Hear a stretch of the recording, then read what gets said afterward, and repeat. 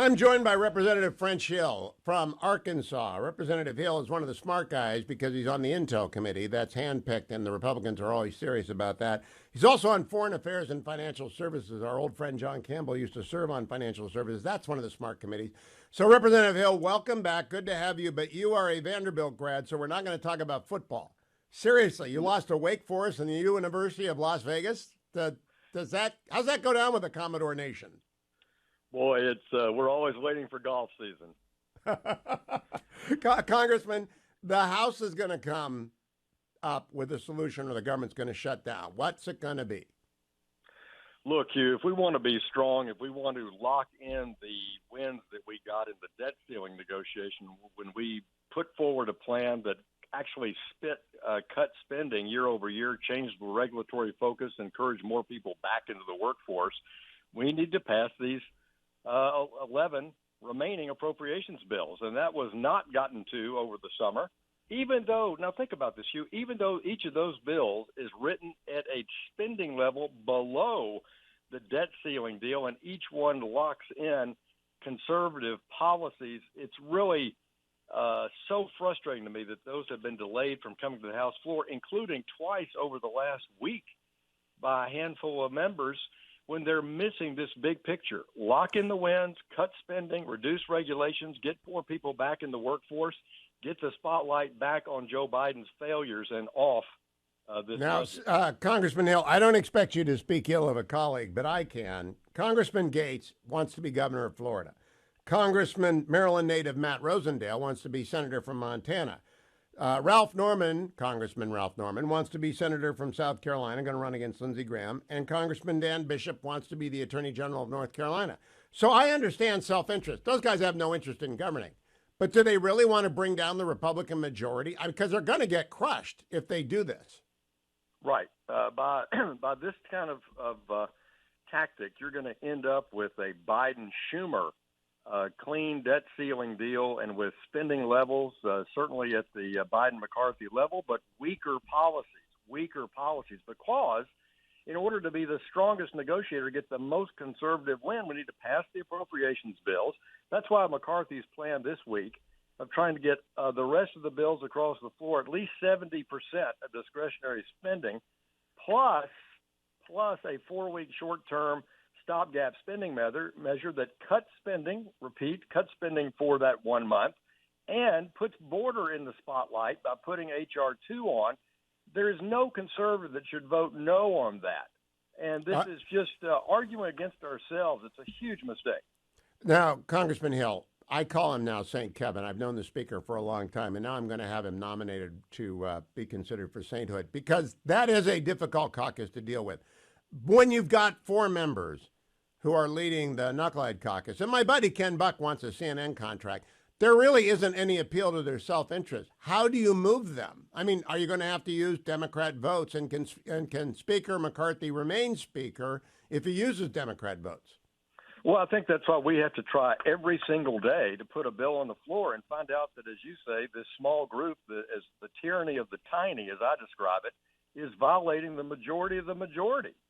Because they're going to hurt the conservative cause. They'll cause us to lose the House, and that's certainly not in the interest of the conservative cause when we're on the cusp, potentially, of beating Biden in the presidential election and winning the Senate back. It's ridiculous.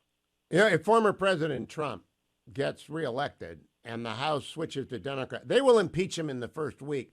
Do these allegedly Trump-supporting congressmen, and it's Norman, it's Maryland native Matt Rosendale who's running for Senate in Montana, it's Ralph Norman, and it's Matt. Have they heard from the former president that he wants to be impeached again? Because they sure are acting like they want him impeached again.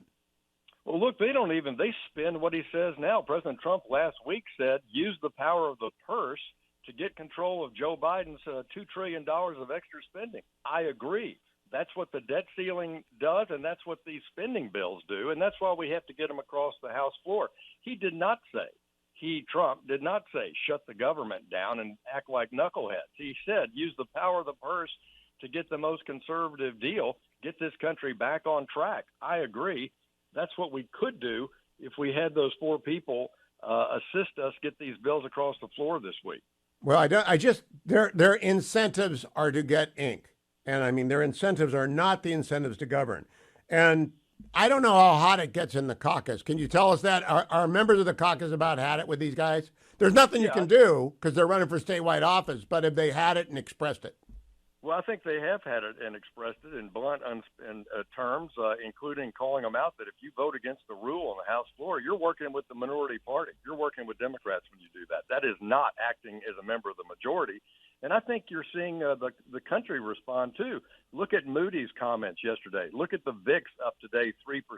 Look at the 10-year Treasury rate up over 4.5%. This is going in the wrong direction when we should be taking a win right now of cutting spending 24 over 23, getting better rules and regulations in place, countering Joe Biden's bad policies, and, as I say, encouraging more people back to work through our welfare reforms. These are classic conservative Republican wins, and we're squandering the opportunity. Snatching defeat from the jaws of victory is kind of a Republican specialty in the House. So let's focus on that for a moment. When do you get a test vote, today or tomorrow, on whether or not the 4 will move or they will stay 4? They've got more than 4 right now, but you've got serious people like Chip Roy who are not playing these games. Will the Freedom Caucus bring whatever persuasive influence they have to bear on them?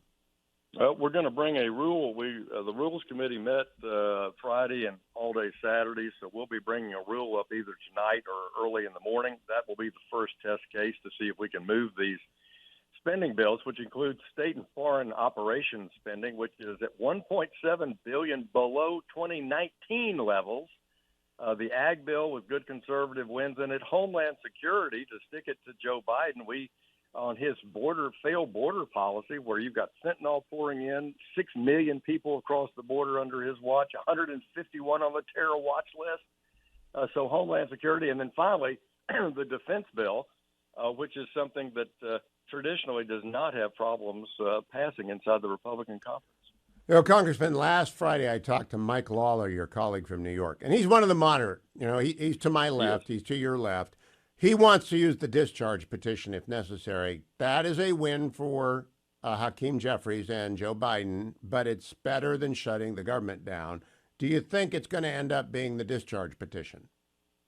Well, look, if we don't get support from the Republican conference, then you will know that these 4 or 5 Republican conservatives, I won't even say conservatives, these They're Republican self-interested populists or people running for another office, social media gurus, whatever they are, they will have turned the floor over to Democrats and over to Chuck Schumer. It doesn't make any difference if it's by the form of the discharge petition or taking up a Senate continuing resolution motion. The bottom line is the only reason that will happen is because of these 4 people who are going against taking conservative Republican wins on the budget. It makes no sense. It's totally, as you say, geared to their own self-interest. And they're not complying with something that I think about every day in the preamble of the Constitution, which is the general welfare clause. They're busting that and their oath to get this done in the right way. You know, I got an email from my son who's on active duty. He said, do we get paid if the government shuts down? And I said, sorry, you don't. And I really do not understand how the Republican Party has become anti-military. The Tuberville holds in the Senate. I understand what his point is, but he's made it and it's been gotten. And now shutting down defense spending and cutting off the troops from their pay. Do these 4 understand? They're not going to win statewide. They all have military bases in South Carolina and Florida. Maryland-born Matt Rosendale may not know that Montana has a considerable military vote, but North Carolina Bishop has got it. The military doesn't forget this stuff, Congressman.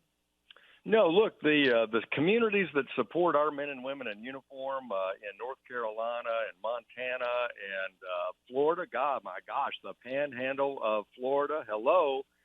These folks need to hear, the congressmen need to hear from their community-based advisory boards, the Chamber of Commerce, the Military Families Association, to let them know this is really ridiculous. We've just moved the NDAA to conference. That was a good vote on the House floor. We got it off the House floor. That's good.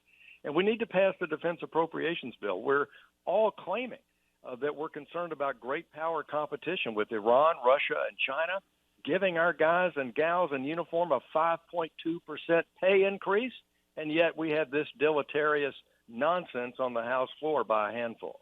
Now, let me close by talking about Speaker McCarthy. I think he's got a unique skill set for this conference because you got the moderates, Mike Lawler and the guys over on the left side of the Republican caucus, and then you got the Wrecking Ball crew and the Knucklehead caucus over on. They're not the right winger. They're just self-interested statewide candidates who are going to lose, if I have anything to say about it, if they do this.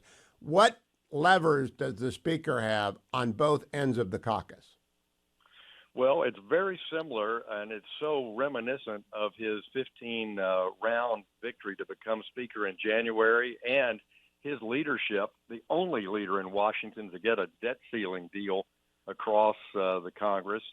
It's because he's got good self-confidence, he's a good leader, he's a good communicator. And look, 95% of Republicans in the House and a bunch of Democrats appreciate his leadership.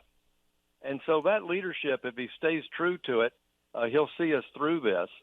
But look, McCarthy's done a good job countering Biden and the fact that we have a Democratic-controlled Senate. This is never the easiest role for a speaker, and he's done a good job. Well, if we can just get to November next year, I believe your majority will increase if they don't shut down the government. But I have been around doing this since 1990.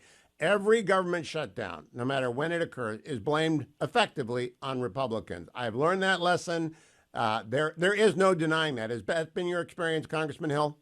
It has been my experience, and you're putting a guy like Mike Lawler, you just talked about, in Westchester County, suburban New York, in trouble. He's in a Biden plus 13 district, but he's an excellent representative who knows every aspect of his district. He's doing a fine job representing them. They voted for him. He wants to be reelected, but this is the kind of tough situation that you're putting one of those swing seats in California and New York into trouble.